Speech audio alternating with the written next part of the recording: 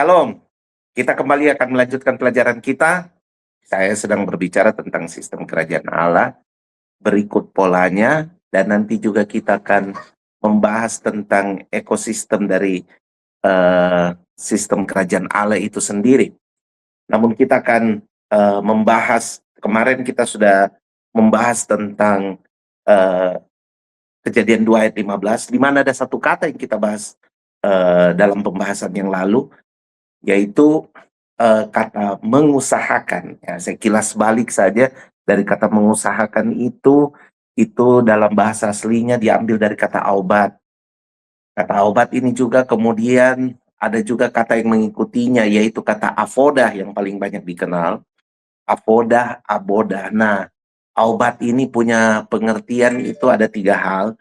Yang pertama adalah aubat itu merupakan penyembahan.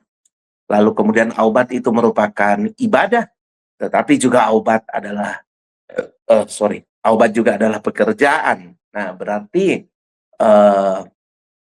memberitahu kepada kita bahwa hubungan kita dalam penyembahan dengan Tuhan itu akan membawa kita menemukan pekerjaan kita yang kemudian yang kemudian pekerjaan tersebut itu menjadi salah satu bentuk ibadah kita, menjadi bentuk ibadah kita kepada Tuhan. Nah, itu saya sudah jelaskan dengan detail di beberapa hal yang mungkin juga bisa menjadi perenungan, yang mungkin juga bisa menjadi perenungan saudara menyangkut tentang hal tersebut, tentang aubat tersebut.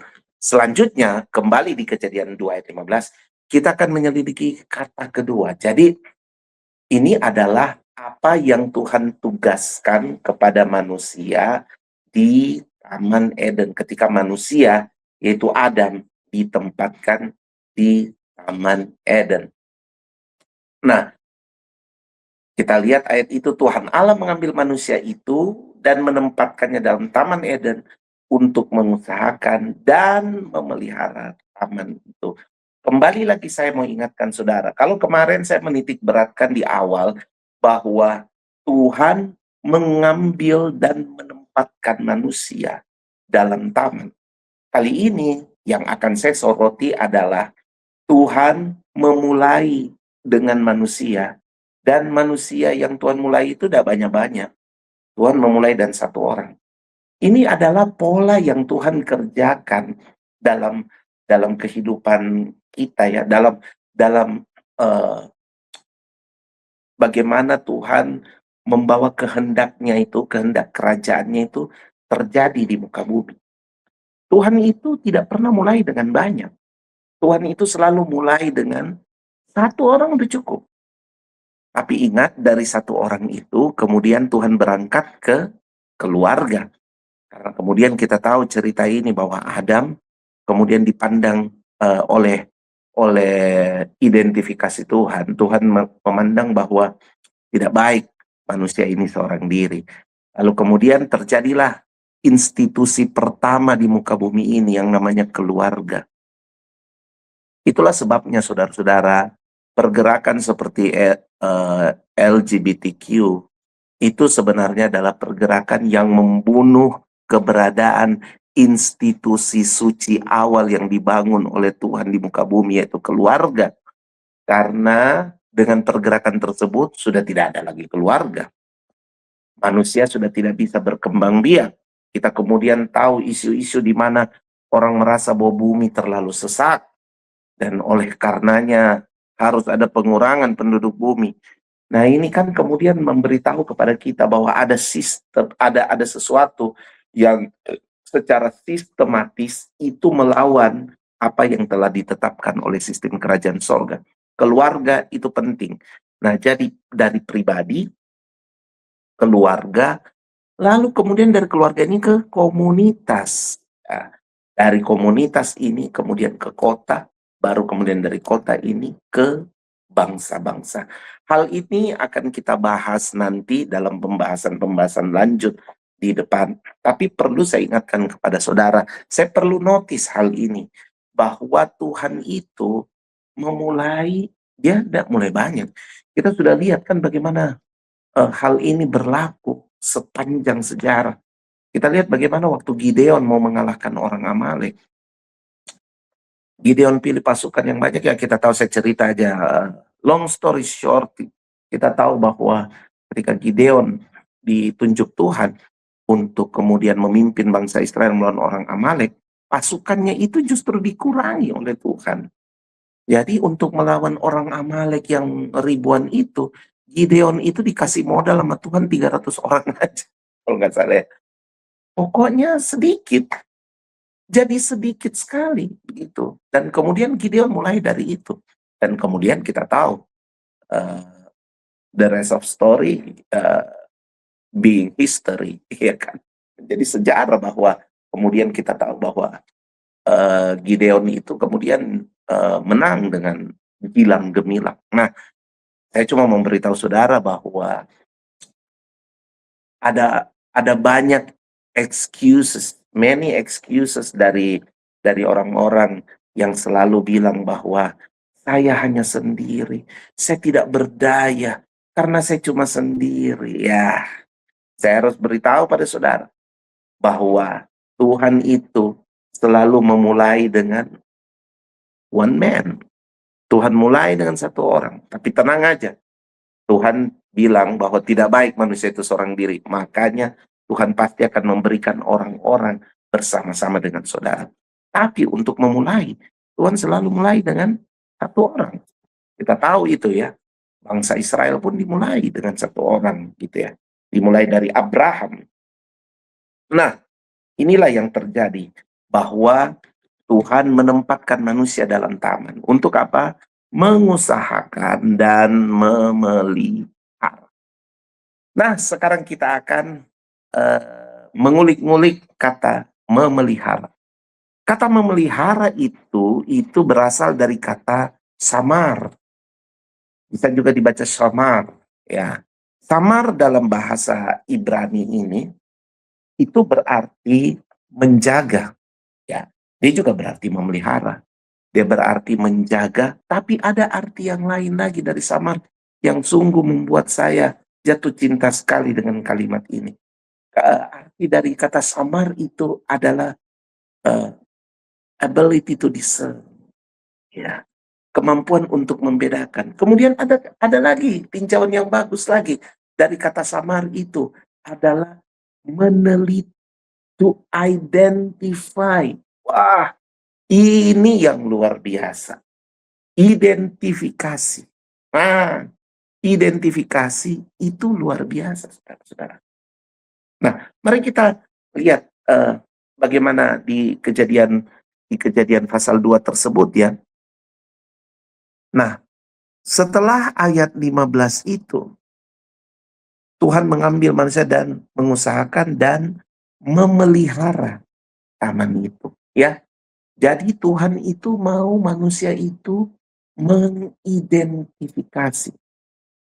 Ini identifikasi adalah sesuatu yang sangat penting dalam kehidupan manusia.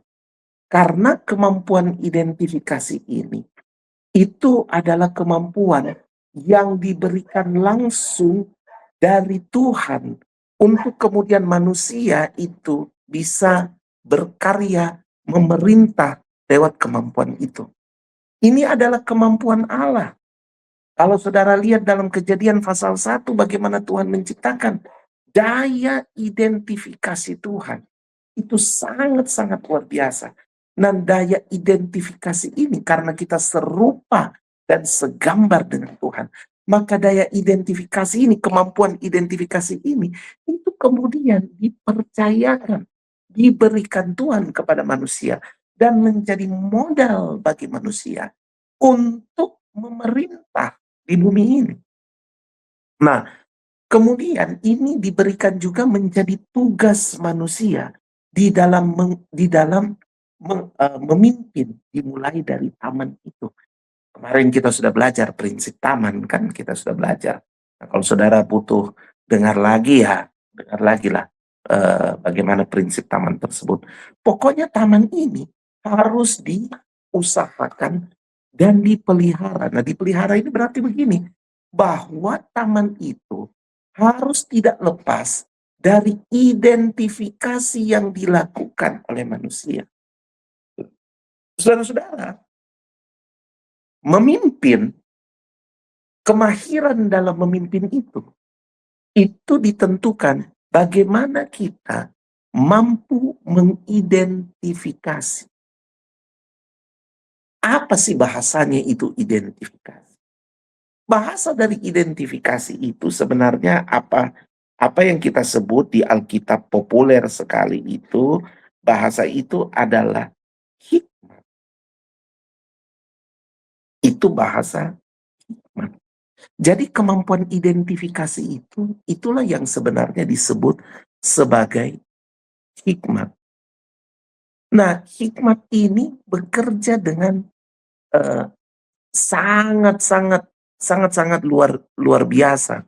Ya, mari kita lihat dulu hakikat daripada, kalau kita lihat kisah hikmat itu, kita selalu langsung pergi ke kisah dari Raja Salomo. Artinya membaca kitab Amsal ya, kita membaca kitab Amsal, kita pasti akan eh, tahu bahwa kalau kita bicara hikmat, kita pasti referring kepada Salomo. Tetapi saya mau membawa saudara untuk mengerti hakikat daripada hikmat itu. Nah, hikmat itu sebenarnya apa sih? Nah, esensi dasarnya itu, hikmat itu sebenarnya apa? Nah, coba kita lihat 1 Korintus pasal 1. Kita mulai dari ayat 19 dulu. Ya, 1 Korintus, di situ perikopnya hikmat Allah dan hikmat manusia. Ayat 19 dimulai dengan bilang, kita mulai ayat 19 saja ya. Karena ada tertulis, aku akan membinasakan hikmat orang-orang berhikmat, dan kearifan orang-orang bijak akan kulenyapkan. Ayat 20. Di manakah orang yang berhikmat? Di manakah ahli Taurat? Di manakah pembantah dari dunia ini? Bukankah Allah telah membuat hikmat dunia ini menjadi kebodohan? Ayat 21.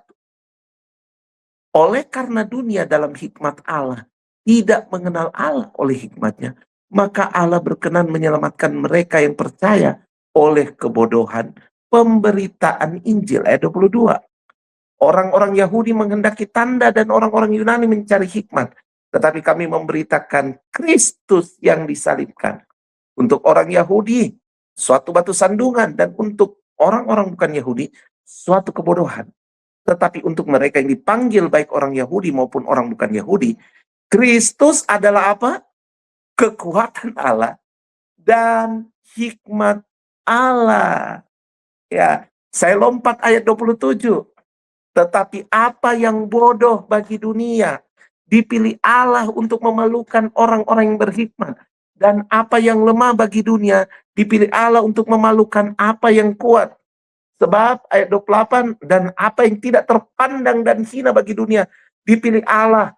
Bahkan apa yang tidak berarti dipilih Allah untuk meniadakan apa yang berarti. Supaya jangan ada seorang manusia pun yang memegahkan diri di hadapan Allah. Perhatikan ayat 30. Tetapi oleh dia ini siapa? Oleh Yesus, ya.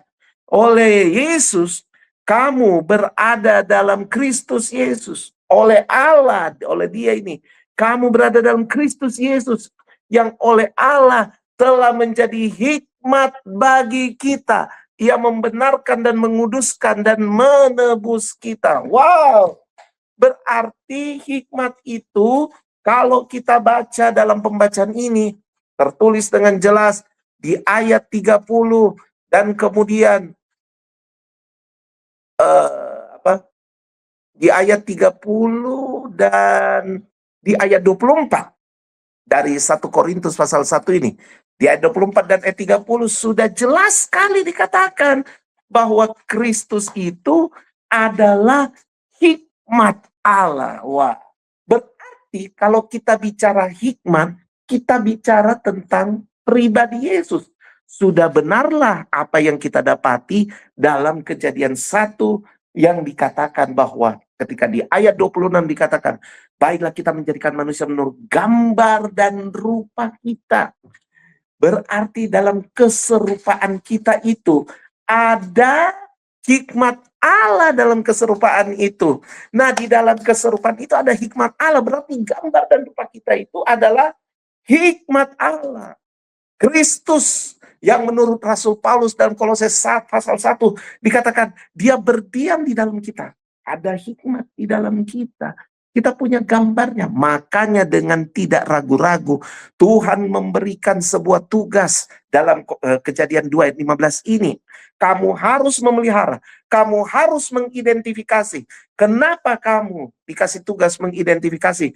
Karena di dalammu itu sudah ada hikmat. Hikmat inilah yang membuat manusia punya kemampuan identifikasi. Mari kita kembali ke Kejadian pasal 2. Ketika kita melihat hal ini, maka yang terjadi adalah dalam Kejadian pasal 2 tersebut, kita melangkah dari ayat 15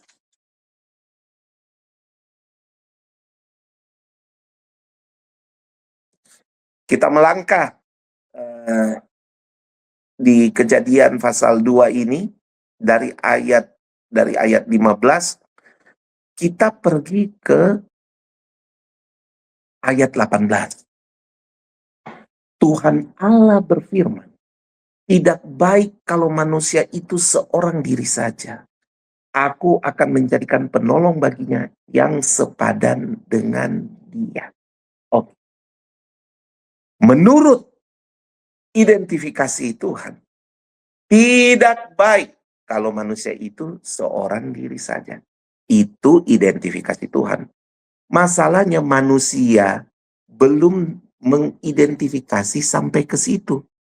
Adam belum mengidentifikasi kebutuhan itu. Nah, bagaimana caranya Tuhan untuk menstimulasi identifikasi itu terjadi? Kemampuan identifikasi itu terjadi. Lihat apa yang Tuhan lakukan. Lalu Tuhan Allah membentuk dari tanah segala binatang hutan dan segala burung di udara. Dibawanyalah semuanya kepada manusia itu untuk melihat bagaimana ia menamainya.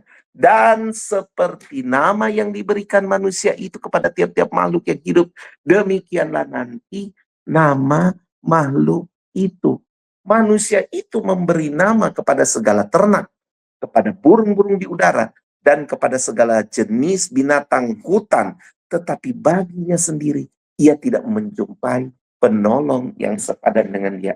Ya, bagaimana Tuhan mau apa yang dia identifikasi turut diidentifikasi oleh Tuhan. Sebenarnya ini adalah bagaimana Tuhan itu menjawab doa-doa kita. Ternyata Tuhan menjawab doa kita itu bukan hanya sekedar memberikan jawab. Tidak.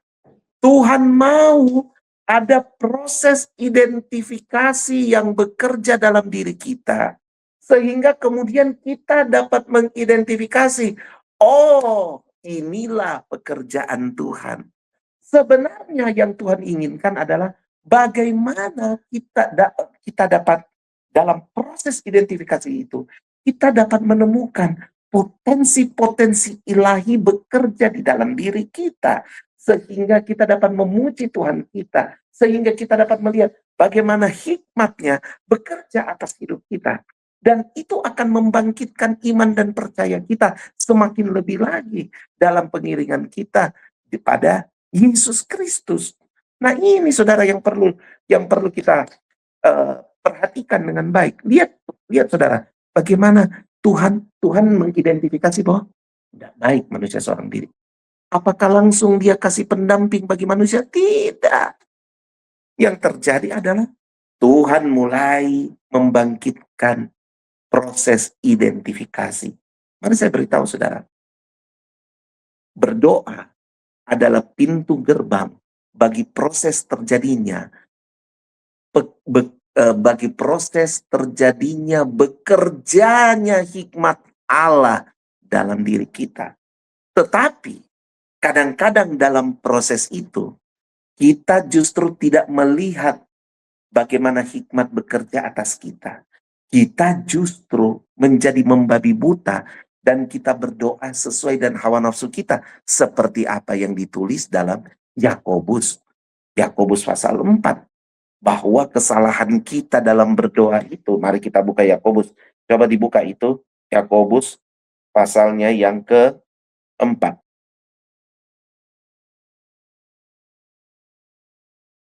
Kita baca dari ayat 1. Dari manakah datangnya sengketa dan pertengkaran di antara kamu? Bukankah datangnya dari hawa nafsumu yang saling berjuang di dalam tubuhmu? Ayat 2. Kamu mengingini sesuatu, tetapi kamu tidak memperolehnya. Lalu kamu membunuh. Kamu iri hati, tapi kamu tidak mencapai tujuanmu itu. Lalu kamu bertengkar dan kamu berkelahi. Kamu tidak memperoleh apa-apa. Karena kamu tidak berdoa. Sampai di sini. Kalau kita tidak berdoa, wajar. Kalau ini terjadi. Nggak berdoa sih, makanya wajar. Tapi ayat 3 yang menarik. Ayat 3 bilang gini, atau kamu berdoa juga, tetapi kamu tidak menerima apa-apa. Karena apa, saudara? Karena kamu salah berdoa. Karena kamu salah berdoa. Yakobus 4 ayat 3 berkata demikian. Kamu salah berdoa. Sebab yang kamu minta itu hendak kamu habiskan untuk memuaskan hawa nafsumu. Apa yang terjadi di sini? Kehilangan daya identifikasi. Kehilangan daya identifikasi. Tumpulnya daya identifikasi berarti apa? Menutup ruang hikmat bekerja atas hidup kita. Ketika hikmat berhenti bekerja atas hidup kita, maka tempatnya diganti oleh hawa nafsu kita. Sehingga dalam hal yang paling rohani sekalipun, yaitu berdoa, yang kita lakukan adalah memuaskan hawa nafsu kita dan meninggalkan apa yang harusnya terjadi dalam doa itu, yaitu bekerjanya hikmat Allah atas hidup kita untuk mengenali jalan-jalannya, untuk mengenali ketetapannya, untuk mengenali tuntunannya. Wah, kembali ke kejadian 2 tadi. Di kejadian pasal 2 itulah kemudian saudara-saudara, Tuhan Allah itu kembali mengambil manusia. Dia taruh di taman itu. Lalu kemudian dia mulai apa, saudara? Dia mulai kasih binatang-binatang untuk manusia menamakannya. Nah, saya suka manusia menamakannya itu karena kemudian begini, saudara-saudara. Waktu manusia memakannya, waktu manusia menamainya, dibilang gini, dan seperti nama yang diberikan manusia itu kepada tiap-tiap makhluk itu yang hidup, demikianlah nanti nama binatang makhluk itu. Saudara, yang menarik adalah apa yang ditetapkan Adam sebagai hasil identifikasinya, itu kemudian disetujui saja oleh Tuhan. Tidak ada perubahan. Tidak ada Tuhan kemudian datang dan bilang, saya nggak setuju tuh nama yang itu. Nama itu kayaknya nggak bagus deh. Kurang gimana gitu. Nggak ada. Tuhan setuju. Kenapa Tuhan setuju? Ingat, manusia pada saat itu belum jatuh dalam dosa. Jadi identifikasinya ini masih berdasarkan apa yang kita sebut sebagai kehendak Allah. Nah, ini isu yang penting. Kita akan bicara kehendak Allah.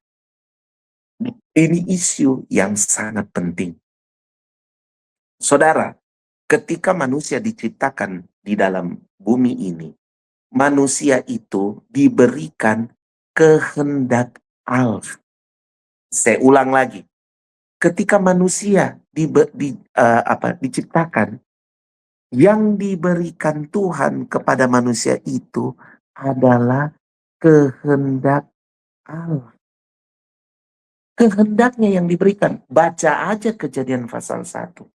Semua yang terjadi di bumi itu terjadi oleh karena kehendak Allah.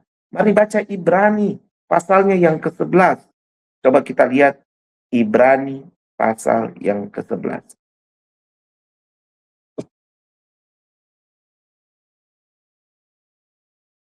Ibrani pasal 11.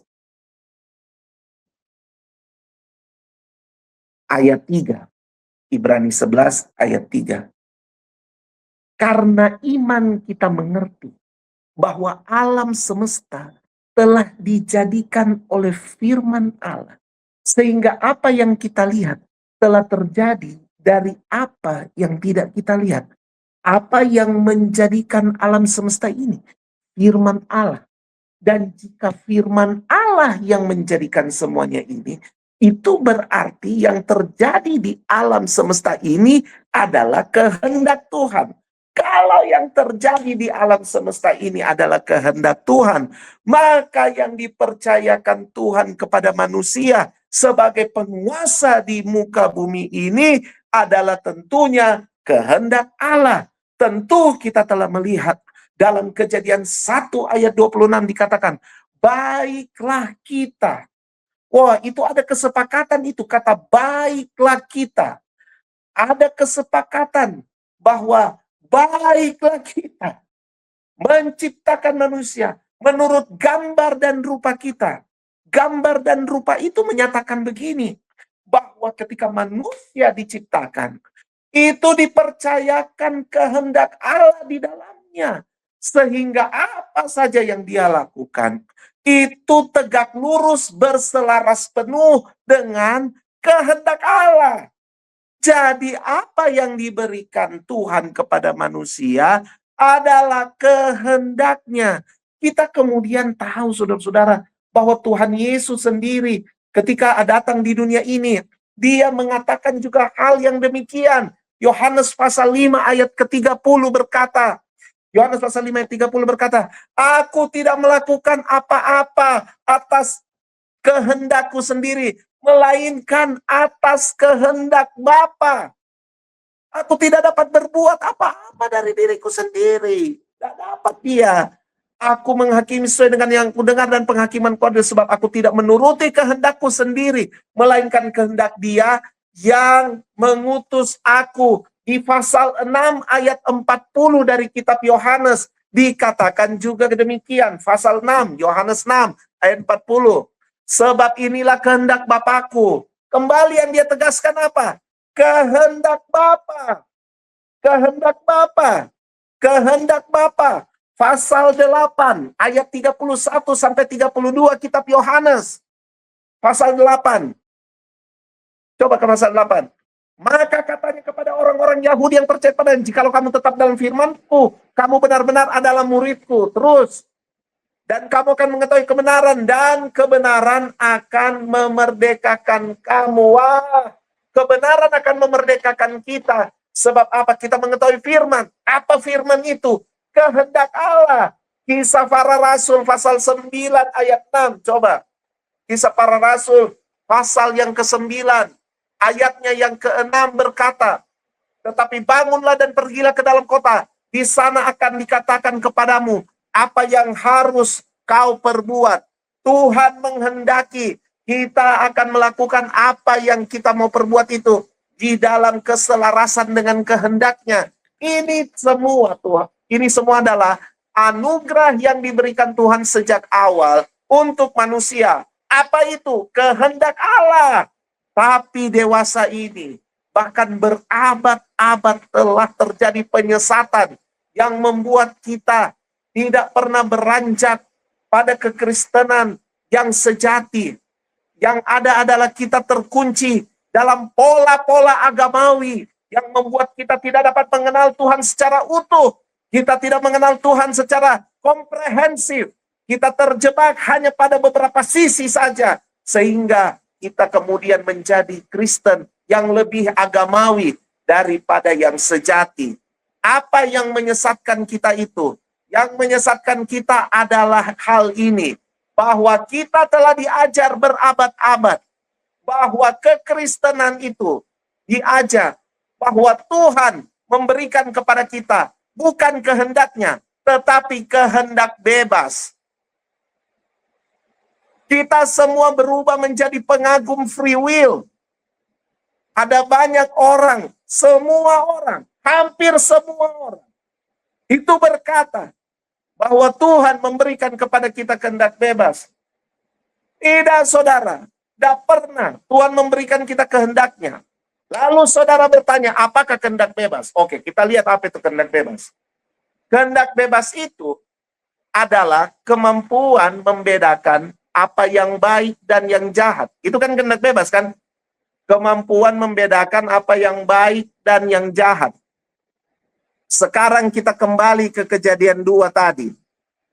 Saya sengaja melewatkan hal tersebut dari ayat 15, mestinya ada perintah itu. Karena saya bermaksud mau menerangkan kepada saudara terlebih dahulu tentang perjalanan identifikasi. Tapi setelah ayat 15 itu, sebelum ayat 15, ayat 9, lalu Tuhan Allah menumbuhkan berbagai-bagai pohon dari bumi yang menarik dan yang baik untuk dimakan buahnya. Dan pohon kehidupan di tengah-tengah taman itu, serta pohon pengetahuan tentang yang baik dan yang jahat.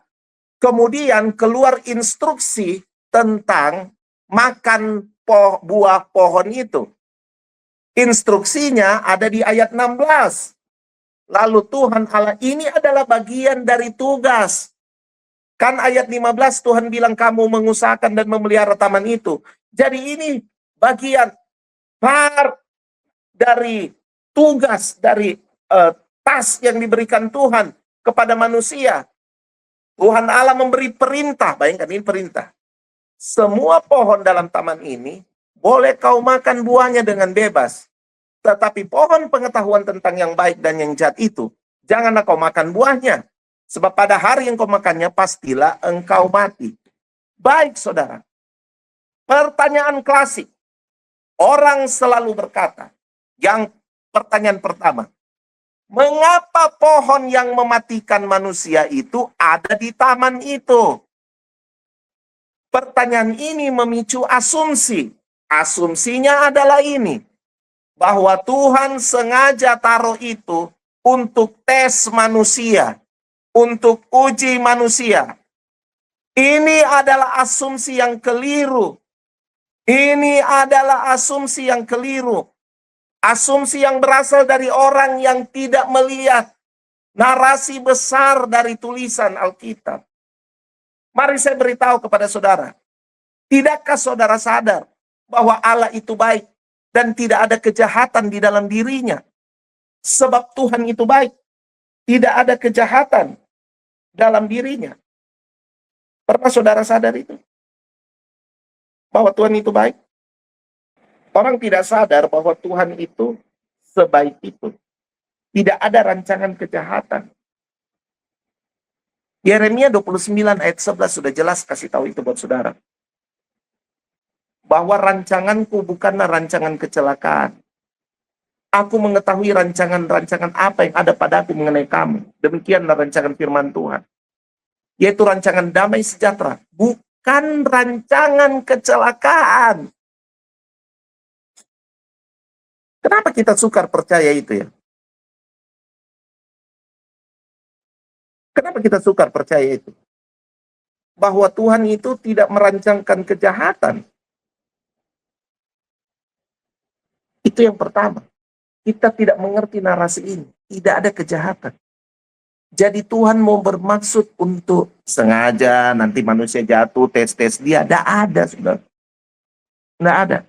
Lalu timbul pertanyaan. Lalu pertanyaannya, kenapa pohon itu harus ada? Nah, ini yang saudara harus tahu. Eden itu punya arti titik pusat kehadiran Tuhan. Itu arti Eden. Jadi nama taman itu adalah Taman Eden, itu bukan sembarang nama, saudara. Itu filosofis. Bahwa manusia ditempatkan dan di titik pusat kehadiran Allah. Eden itu the spot of God's presence. Titik pusat kehadiran Allah. Tebak. Manusia ditempatkan di situ untuk apa? Manusia ditempatkan di situ untuk Tuhan bilang sama Lucifer, kamu tidak akan, Tuhan bilang sama iblis, saya tidak kehilangan, saya punya orang. Ya kan? Wah, manusia ditaruh di titik pusat kehadiran Allah. Ditaruh manusia di situ. Ditaruh di Eden. Nah, karena itu adalah titik pusat kehadiran Allah, otomatis tempat tersebut harus dapat merepresentasikan pribadi dari dia yang merupakan titik pusat di taman tersebut. Dia adalah Tuhan. Lalu kemudian dalam pembacaan kita tadi di Kejadian pasalnya yang kedua itu ayat 9, kita kemudian mengetahui bahwa pohon kehidupan dan pohon pengetahuan baik dan yang jahat itu ada di tengah-tengah taman tersebut. Di tengah-tengah, berarti mereka adalah dua pohon sentral. Kenapa mereka jadi dua pohon sentral? Lagi-lagi itu filosofis. Lagi-lagi itu adalah sesuatu yang Tuhan tetapkan untuk menggambarkan kepribadiannya. Bahwa yang pertama, dia adalah sumber kehidupan. Itu dilambangkan oleh pohon kehidupan. Yang kedua, dia adalah sumber segala pengetahuan. Itu digambarkan oleh pohon pengetahuan baik dan yang jahat. Pertanyaan kedua, mengapa manusia tidak boleh makan pohon tersebut? Ini gampang sekali dijawab, saudara. Jawabannya adalah ini. Bahan dasar manusia pun juga demikian, bahan dasar seluruh alam semesta ini adalah kebaikan. Saudara harus ingat, kembali ke pelajaran kita sistem kerajaan Allah. Bahwa salah satu sistem kerajaan Allah itu namanya kebaikan. Dan dalam sistem kebaikan ini, sudah barang tentu kita tidak memerlukan pengetahuan tentang yang jahat. Atau bahkan perbandingan antara yang baik dengan yang jahat. Kita tidak perlu. Kenapa? Karena bahan dasar kita ini kebaikan. Jadi kalau memakan buah pengetahuan baik yang jahat, itu isunya malnutrisi. Malnutrisi. Saudara tahu itu malnutrisi. Iya kan? Manusia itu makan nasi, kenapa makan rumput? Nah, itu malnutrisi. Anak bayi itu harus makan bubur dulu, bahkan dalam sebelumnya dia belum makan bubur. Dia cukup minum ASI. Sebelum dia mencapai umur berapa bulan, saya sudah lupa, 5 bulan mungkin ya, 6 bulan. Dia tidak boleh makan bubur, dia harus minum ASI aja dulu. Minum ASI. Nanti pada proses dia sudah berapa bulan, baru dia mulai diperkenalkan makan bubur. Kalau dia makan bubur masih umur 2 bulan, masih umur 1 bulan, dia sudah makan bubur, itu terjadi yang namanya malnutrisi. Waktu Tuhan berkata, kalau kamu makan pohon buah pengetahuan baik dan yang jahat ini, kamu mati, itu betul. Karena apa? Malnutrisi. Malnutrisi. Jelaslah. Malnutrisi. Malnutrisi. Makanya Tuhan bilang, jangan makan. Lalu kamu tanya begini, wah curang deh Tuhan. Kita berpikirnya kayak itu kan. Kayak filsafat film-film kungfu. Curang nih Tuhan nih. Tuhan ini dia mau simpan-simpan ilmu nih. Dia tidak mau bagi pada manusia. Sekali lagi coba lihat dari awal.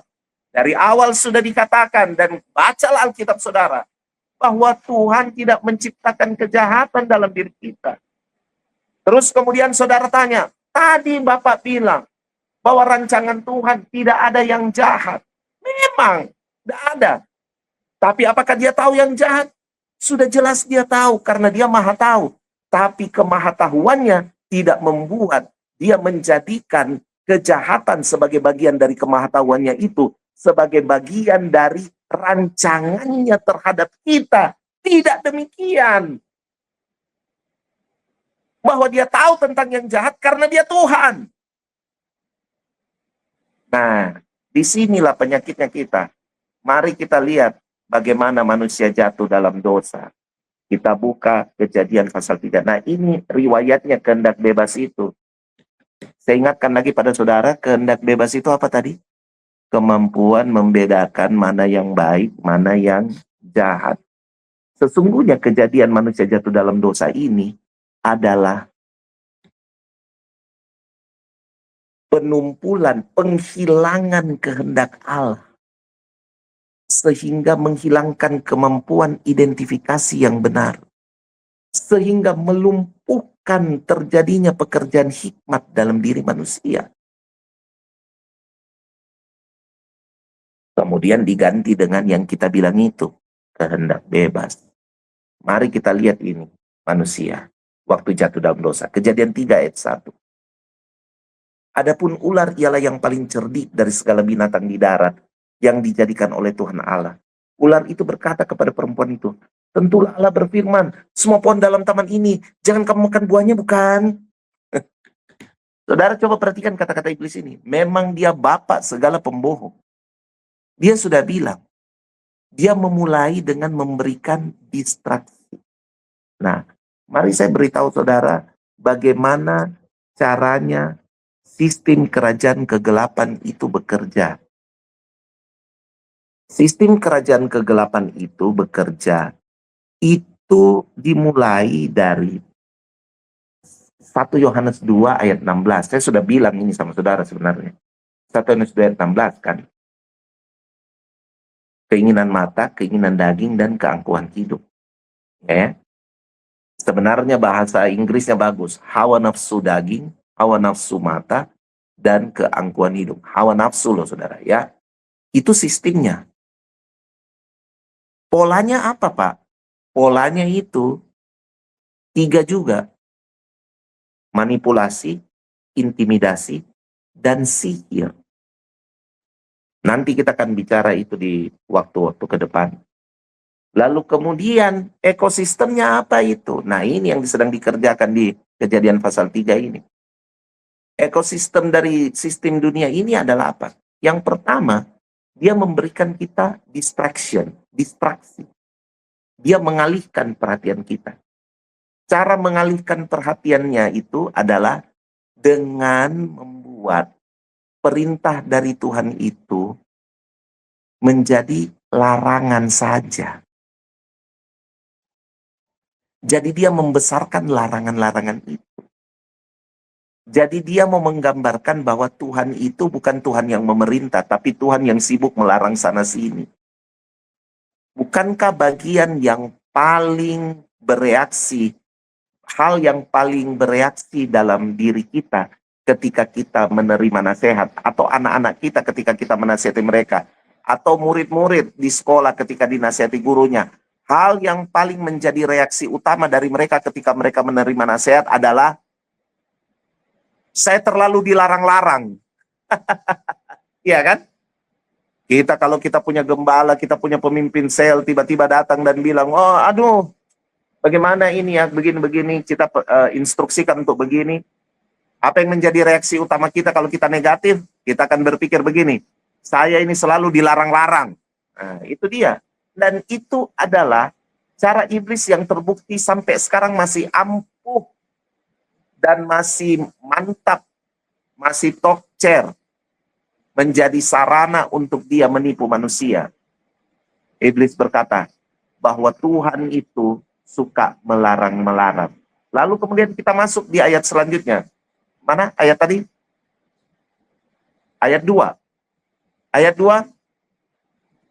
Lalu sahut perempuan itu kepada ular, buah pohon-pohonan dalam taman ini boleh kami makan. Terus, tetapi tentang buah pohon yang ada di tengah-tengah taman, Allah berfirman, jangan kamu makan ataupun raba buah itu, nanti kamu mati. Sebenarnya bukan raba, saudara, makan yang dilarang. Tapi Hawa punya penambahan-penambahan luar biasa, ataupun raba, nanti kamu mati.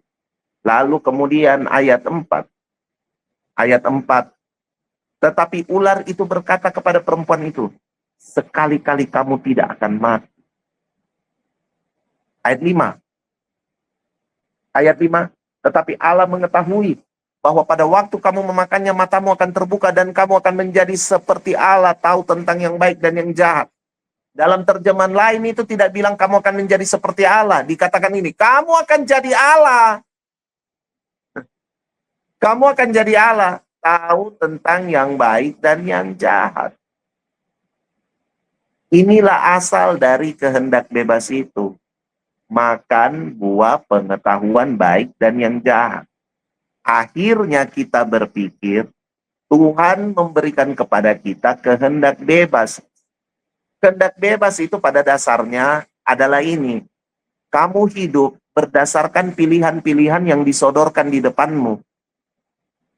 Kalau filosofi hidupnya kita seperti itu, maka saudara waktu ini, ketika saudara mendengar ini, saudara harus sadar.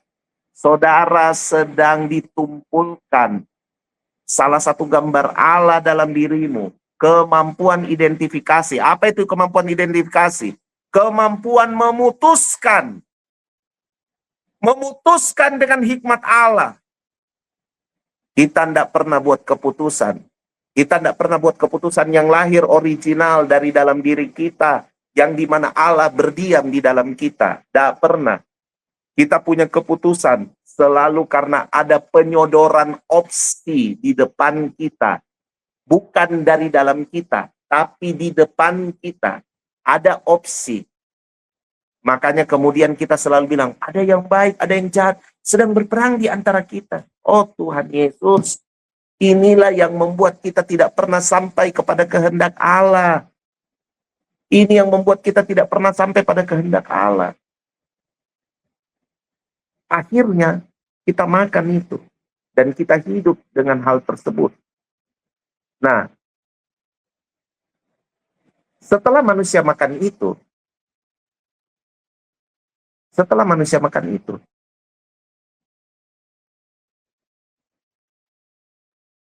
apa yang pertama dilihat oleh manusia? Ayat 7.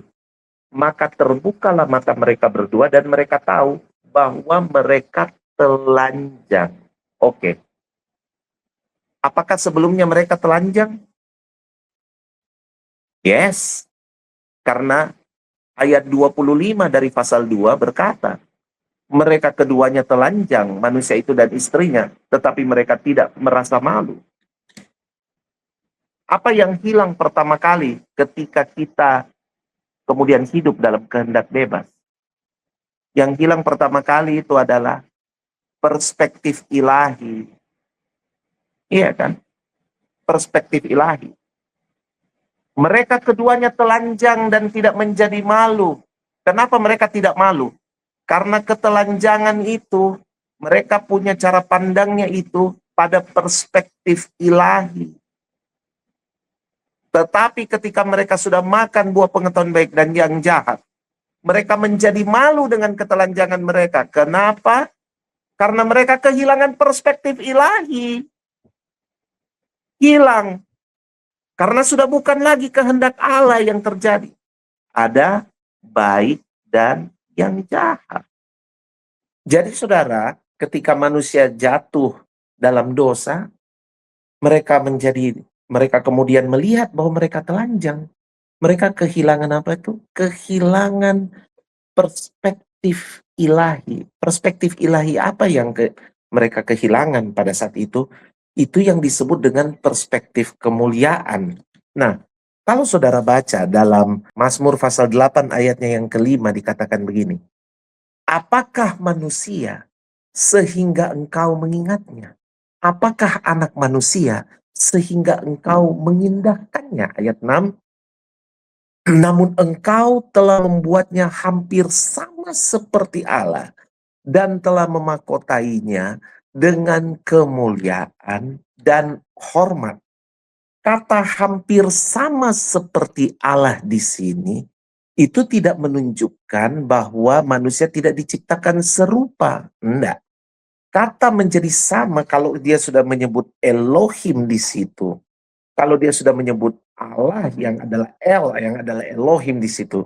Itu memberitahu bahwa dia dalam posisi ketuhanannya. Nah, itulah dikatakan bahwa manusia dibuat hampir sama seperti Tuhan. Iya toh? Hampir sama seperti Tuhan. Dia segambar serupa, tapi dia bukan Tuhan. Tapi dia itu hampir sama seperti Tuhan. Kenapa dibilang dia hampir sama? Karena kepada manusia itu dalam keserupaannya dengan pribadi Allah, dia dimahkotai dengan kemuliaan dan hormat. Kata kemuliaan itu sendiri itu menunjukkan kepada bahwa kemuliaan itu bicara tentang bobot ilahi kan. Kemuliaan itu bukan bicara cuma sinar-sinar terang dan apa. Tapi kalau dalam bahasa aslinya ini kemuliaan itu bicara tentang bobot ilahi di dalam diri manusia. Kalau kita bicara bobot ilahi bicara apa itu? Itulah keserupaan itu, dari dalam itu kita punya keserupa. Inti kita, yaitu kita serupa dan segambar dengan dia. Dan kita dimahkotai dengan itu. Makanya dibilang, kita itu hampir sama. Nah inilah yang dimanfaatkan oleh iblis. Dia bilang begini, sudah hampir sama toh, kenapa tidak jadi Tuhan sekalian? Ah, saudara tahu bahwa dalam perjalanan sejarah dunia, kita kemudian tahu bahwa salah satu dosa terbesar manusia berabad-abad adalah keinginan untuk menjadi Tuhan. Yes, itu sudah dimulai eh, dari sekali lagi pembangunan Menara Babel, ya kan? Pembangunan Menara Babel itu menjelaskan kepada kita bahwa ada kejadian di mana Tuhan itu ada kejadian di mana manusia itu ingin jadi sama seperti Tuhan, ingin menjadi Tuhan. Itu didahului di Kejadian pasal 10 ya. Kejadian pasal 10. Ada seorang yang lahir, dia adalah Nimrod. Dia adalah Nimrod. Masalahnya dalam bahasa Indonesia ditulis begini, Kejadian 10 ayat 9. Nimrod ini yang menggagas pembangunan menara Babel itu. Dia dibilang Nimrod seorang pemburu yang gagah perkasa di hadapan Tuhan. Pada kenyataannya bukan yang seperti itu. Bukan begitu teksnya. Paling tidak dalam bahasa Inggris itu dibilang begini. Nimrod itu adalah pemburu yang gagah perkasa against God. Dia melawan Tuhan, bukan berdiri di hadapan Tuhan. Memang kata against juga bisa berarti juga bisa diartikan sebagai orang yang berada di hadapan. Tetapi di situ jelas ditulis bahwa dia adalah seorang yang melawan Tuhan. Seorang yang melawan Tuhan. Seorang yang melawan Tuhan, makanya kemudian dia membangun menara itu untuk kemudian menyaingi Tuhan. Untuk menjadi Tuhan. Nah, dosa-dosa ini dibuat terus oleh manusia. Ya, saudara bisa ikutilah bagaimana manusia sepanjang sejarah itu. Ada sejarah-sejarah di mana manusia berusaha mengorganisir sesuatu dan menjadi Tuhan atasnya ini. Kemunculan antikristus di akhir zaman itu adalah apa? Semangatnya adalah apa?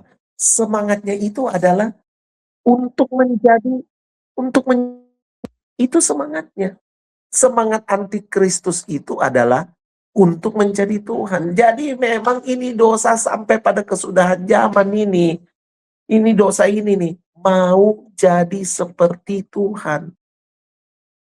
Nah, hal yang kedua, ketika manusia menjadi dimakan buah pengetahuan baik dan yang jahat itu, mereka kehilangan persepsi ilahi tadi saya katakan ya. Mereka kemudian melihat bahwa mereka telanjang. Hal yang kedua adalah mereka kehilangan itu. Mereka kehilangan ketika mereka dimasuki dengan kehendak bebas, mereka itu kemudian kehilangan rasa tanggung jawab. Kehilangan ini sebenarnya. Rasa tanggung jawab apa ya? kehilangan kemampuan untuk berdiri sebagai pemimpin yang seutuhnya. Kenapa? Karena kemudian waktu Tuhan tanya mereka, mereka saling tuduh. Saling melemparkan kesalahan, itu adalah kemampuan manajerial diri yang buruk. Dan itu sudah menjadi tanda bahwa Anda tidak pantas memimpin. Manusia itu diciptakan untuk menjadi penguasa raja di bumi ini. Tapi ketika mereka makan kehendak bebas itu, buah pengetahuan baik dan yang jahat itu, kemampuan mereka sebagai seorang yang didelegasikan dengan otoritas dan kuasa hilang. Kemampuan mereka hilang. Yang ada adalah mereka saling melempar kesalahan. Coba perhatikan saudara. Sebelum manusia saling melempar kesalahan, Tuhan itu, kendati manusia sudah makan itu buah itu, Tuhan tidak marah loh. Karena buktinya, kalau saudara baca di Kejadian pasal 3 itu, kita kembali ke Kejadian pasal 3 itu, kalau kita lihat bagaimana kemunculan Tuhan ketika mereka pasca manusia itu memakan buah pengetahuan baik dan jahat, dan kemudian menyadari ketelanjangan mereka. Ayat 8 berkata begini, ketika mereka mendengar bunyi langkah Tuhan Allah yang berjalan-jalan dalam taman itu pada waktu hari sejuk. Coba perhatikan ini saudara. Makanya kalau baca Alkitab itu lihat detail-detailnya. Pada waktu hari sejuk. Banyak orang bilang begitu manusia gigit itu buah, segala sesuatu langsung berubah di bumi ini. Tapi coba lihat ini kata ini, kalimat ini. Di ayat 10 ini. Dikatakan bahwa, di ayat 8 ini. Dikatakan bahwa ketika Tuhan masuk ke taman itu, dia masuk dalam keadaan di mana pada waktu itu hari sejuk. Hari sejuk itu berarti apa? Wow, semuanya masih bagus. Semuanya masih oke. Semuanya masih oke. Tuhan masuk ke situ.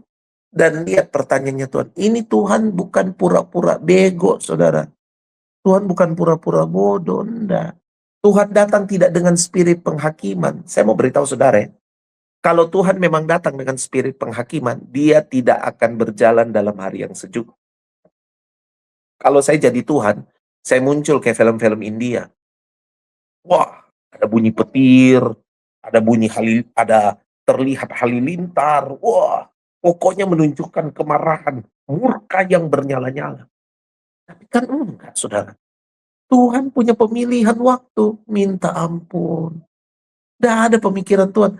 Malah tuh, makanya kemudian ketika Tuhan berkata di ayat 9, saya suka ya, bukan berkata dikatakan di situ. Dibilang berfirman. Wah, saudara harus note baik-baik itu. Tetapi Tuhan Allah memanggil manusia itu dan berfirman. Bukan ditulis itu, dan berkata kepadanya. Atau dan bertanya kepadanya. Enggak loh saudara, dikatakan dan berfirman kepadanya. Kita sudah belajar saudara. Salah satu sistem kerajaan Allah itu adalah firman. Saudara lihat begitu taatnya Tuhan pada sistem yang dia buat sendiri. Semua yang dia lepaskan keluar dari mulutnya, itu bukan perkataan-perkataan casual. Tetapi apa? Tetapi firman Tuhan. Dan kita sudah belajar bahwa firman itu sifatnya menetapkan. Firman itu sifatnya adalah sebuah ketetapan. Dan ketika Tuhan berfirman, di manakah engkau? Ketetapan apa sebenarnya yang Tuhan lepaskan di sini? Ketetapan ini. Bahwa Tuhan tetap mau menerima manusia. Tuhan tetap merindukan manusia. Tuhan tetap mencari manusia. Dan dalam pencariannya itu, tentu Tuhan ingin memperbaiki keadaan yang dialami oleh manusia. Halo saudara? Ini pertanyaan masih relevan sampai sekarang. Di manakah engkau? Karena sampai sekarang saudara-saudara, kita itu punya problem. Kita secara fisik hadir, tetapi secara hati dan pikiran kita tidak hadir. Ya kan? Sudah merupakan pemandangan yang jamak itu. Orang duduk di kafe atau di rumah makan, keluarga duduk, tapi mereka tidak saling bicara. Mereka hanya berkomunikasi di gawai mereka masing-masing. Coba renungkan itu, saudara. Makanya pertanyaan Tuhan Allah di Taman Eden ini masih relevan sampai sekarang. Di manakah engkau? Saya mau tanya ini kepada saudara. Bapak-bapak, di manakah engkau? Mungkin secara fisik kau ada. Mungkin secara finansial kau masih menanggung keluarga. Tapi di manakah engkau? Di manakah engkau saat istrimu membutuhkan? Saat istrimu membutuhkan dukungan. Saat istrimu membutuhkan ketersediaan. Saat istrimu membutuhkan kasih sayang. Di manakah kamu ketika anak-anakmu membutuhkan dukungan? Ketika anak-anakmu membutuhkan didikan? Ketika anak-anakmu membutuhkan kehadiranmu? Di manakah engkau? Di manakah engkau, hai istri-istri? Ketika suamimu membutuhkan pertolonganmu? Ketika suamimu membutuhkan belayan kasih sayangmu? Ketika suamimu membutuhkan kehadiranmu, di manakah engkau, hai istri, hai ibu, ketika anak-anakmu membutuhkan dukunganmu, ketika anak-anakmu membutuhkan perhatianmu, di manakah engkau, anak-anak, ketika orang tuamu membutuhkan kehadiranmu? Kehadiranmu saja sudah membuat orang tua tetap senang dan bahagia, sekalipun masalah mereka banyak. Isu kehadiran ini penting. Di manakah engkau, pemimpin-pemimpin? Hadirkah engkau kepada orang yang kamu pimpin? Di manakah engkau? Di manakah engkau, orang-orang yang dipimpin? Hadirkah engkau bagi pemimpinmu, mendukung, mensupport mereka sehingga mereka tidak berjalan dalam jalan sunyi kesendirian? Di manakah kita? Saya mau kasih satu pertanyaan renungan sama saudara. Itu pertanyaan renungannya itu begini. Kita ini kan suka, kalau ngobrol-ngobrol itu suka tiba-tiba ada yang bilang, tolong doakan ya, saya itu lagi mau bikin ini, mau bikin itu. Terus jawaban kita casual banget gitu. Jawaban kita adalah, ya, ya, ya, oke, siap, siap. Nanti tak doain ya, gitu. Tapi pada kenyataannya setelah kita habis ngobrol, kita ndak doain orang itu loh. Kita ndak doain terus, terus, terus, terus, terus, terus. Kita ndak pernah doain. Serius ini. Coba sambil saudara dengar ini, saudara renungin diri saudara sendiri. Pernahkah saudara ketika ada orang bilang, tolong dong, doain aku ya, aku mau bikin ini. Ketika saudara habis ngobrol dengan dia, saudara langsung berdoa buat dia. Yang ada enggak kok. Yang ada adalah kita cuma, ya, ya, ya, ya, pasti, pasti, Tuhan tolong lah, Tuhan tolong. Segitu aja. Terus ada orang waktu saya tanya begini, dia rasionalisasi dan bilang gini, dengan bentuk dukungan itu sudah bentuk doa juga buat dia. Come on. Saya tahu kalau kita memang backup orang dalam doa. Ini perasaannya kita kalau doain orang ya. Perasaannya itu kayak begini. Saya ingat waktu saya ada di Manado 3 tahun yang lalu untuk pelayanan. Which is saya baru tiba kemarinnya hari Jumat. Hari Sabtu, saudara-saudara saya conference call dan memperlihatkan di video bagaimana mama saya lagi terserang stroke. Apakah ketika lihat video itu, saya cuma begini, ya, ya, Tuhan tolong ya, Tuhan tolong, siap, siap, kita berdoa. Nggak ada, saudara. Yang ada ketika lihat video itu, kita apa? Tuhan, tolong mama, Tuhan. Tuhan, tolong mama, Tuhan. Tuhan, tolong. Saya malah apa? Pada pagi itu, saya langsung go show ke bandara. Terbang kembali untuk lihat mama saya. Coba lihat itu. Makanya saudara kalau dibilang doain orang, di mana saudara? Makanya Tuhan bilang gini, di manakah engkau? Di manakah saudara? Lalu kemudian apa yang terjadi saudara? Manusia menggugat. Nah ini dia. Hal yang ketiga ketika manusia jatuh dan kemudian memilih kehendak bebas adalah ini. Manusia mulai menyalahkan Tuhan. Itu bahasa terlalu umum. Kalau saya mau bilang lebih teknis lagi begini. Manusia menggugat sistem yang telah ditetapkan Tuhan di bumi ini. Dari mana saya tahu itu? Lihat jawabannya Adam. Jawabannya Adam kepada Tuhan adalah, perempuan yang kau Begitu. Wah, itu jahat itu. Perempuan yang kau tempatkan di sisiku. Ini bukan perkataan biasa, saudara.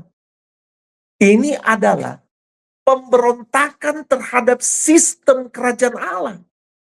Sistem apa itu? Sistem firman. Pemberontakan terhadap sistem firman.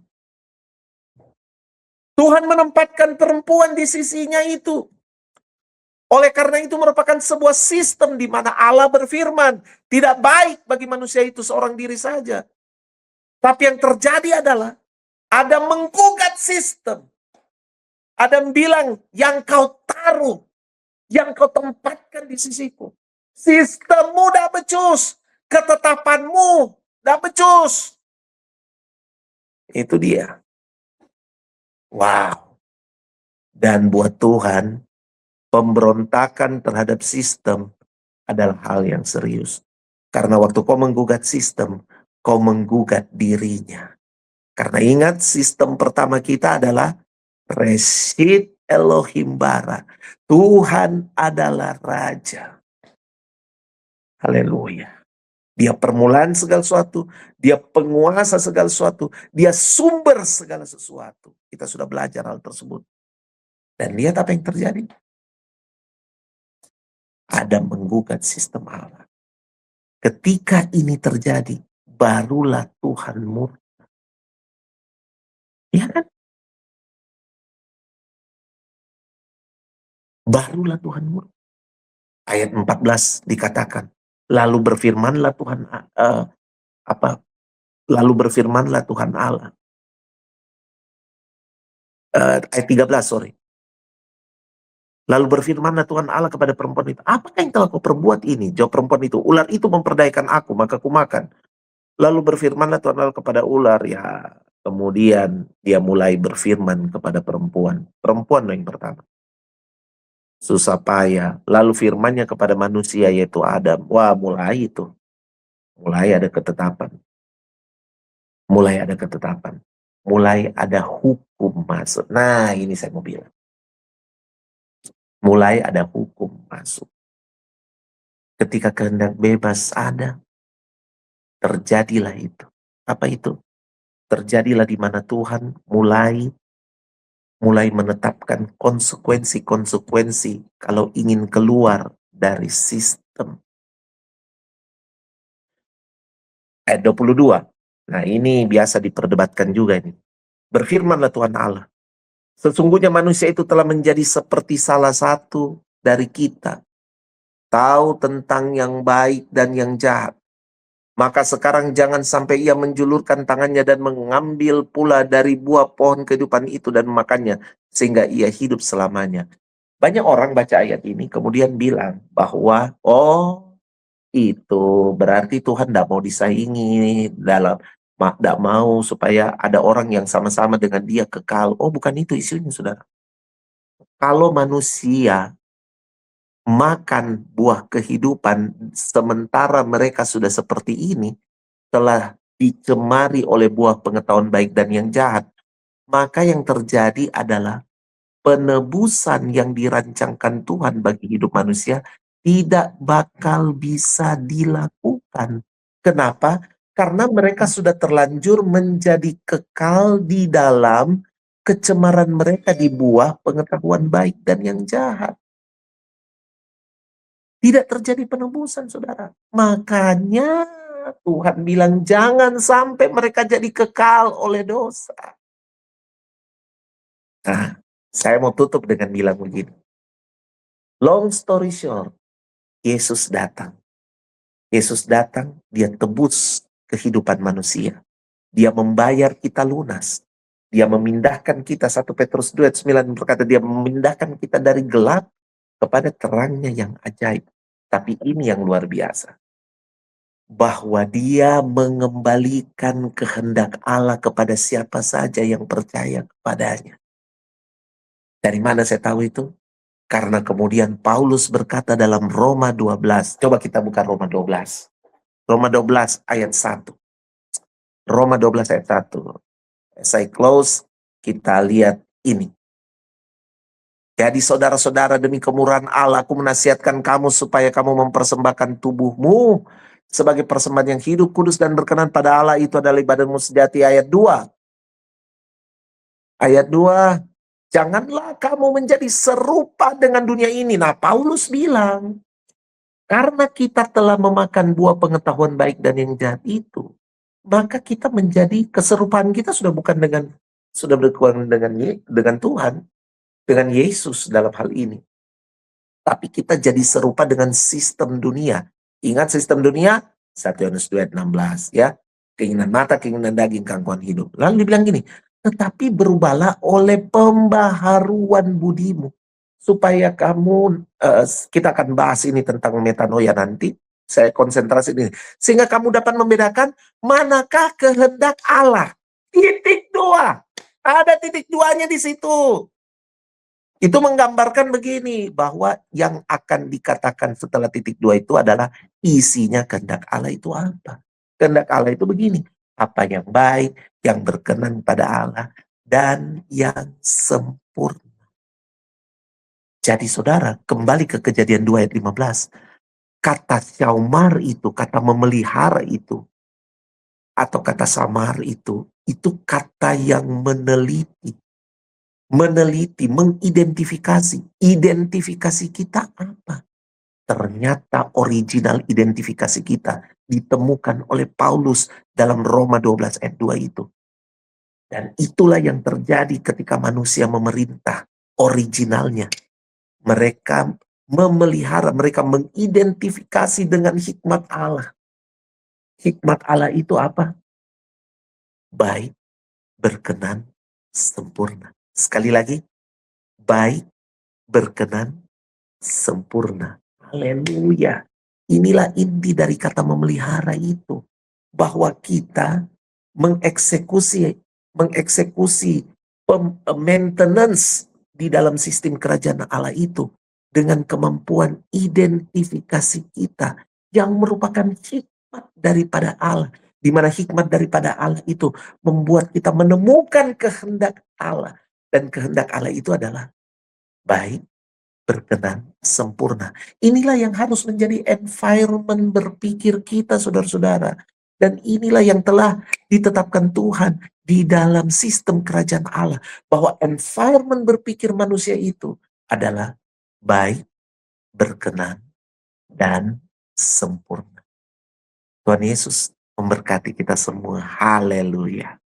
Saya berdoa dulu buat saudara. Tuhan Yesus, kami berdoa, Engkau tolong kami untuk mengerti apa yang menjadi isi hatimu. Tolong kami untuk melihat gambar besar narasi Alkitab yang diberikan pada kami. Supaya kami tidak kehilangan rencanamu, kami tidak kehilangan kehendakmu. Kami mau hidup dalam kehendakmu.